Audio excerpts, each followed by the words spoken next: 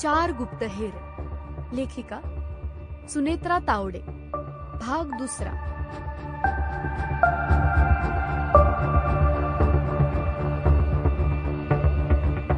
ए उपापा, अरे थांब की रे.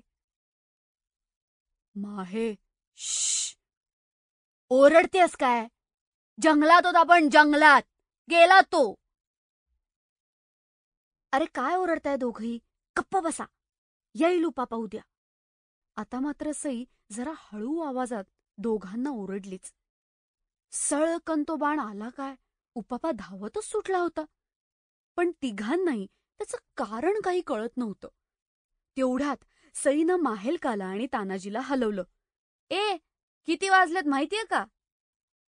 सईचं वाक्य ऐकता क्षणीच माहेलका मातीनं भरलेला फ्रॉक झटकत उठलीच. तिनं वेण्याही झाडल्या आणि तानाजीच्या पाठीत धपाटा घातला. हाच की, उठतोय का बघ अजून. सईला हसूच आलं. सईनं सुद्धा तिचा फ्रॉक झाडला. तिघांचे कपडे पार मळले होते. उद्या सोमवार आहे, आपण आता शाळा असताना कसं यायचं? तानाजी चालता चालता म्हणाला. हो की रे, म्हणजे आता थेट शनिवारी भेटणार उपापा आपल्याला. माहेलका अगदी बारीक आवाजात म्हणाली. बघ ना, ते सुद्धा संध्याकाळी, शाळा सुटल्यानंतर.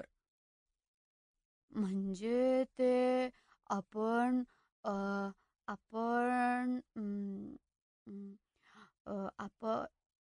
आता बोलतोस का? माहेलकानं तानाजीचं चाललेलं बघून पुन्हा धपाटा घालण्यासाठी हात वर उचलला. म्हणजे आपण शाळा बुडवून उपापाला लवकर भेटायला येऊ. काय बरोबर ना तान्या? सईनं तानाजीचं वाक्य पूर्ण करून टाकलं. बापरे, शाळा बुडवायची? आणि अब्बूंना कळलं तर? माहेलकाला अब्बूंचा राखावलेला चेहरा समोर दिसायला लागला. अगं फक्त उद्याचाच दिवस, उपापाला भेटू आपण. तो असा का पळाला विचारू ना त्याला. तानाजीनं डोळे मिचकत भराभर पुढचा प्लॅन सांगितला. माहे, आपण शाळेची तयारी करून निघू आणि इकडंच येऊ. सईला तानाजीचा प्लॅन एकदम पटला होता. माहेलकानंही कशीबशी मान डोलवली. तिघां Sample complete. Ready to continue?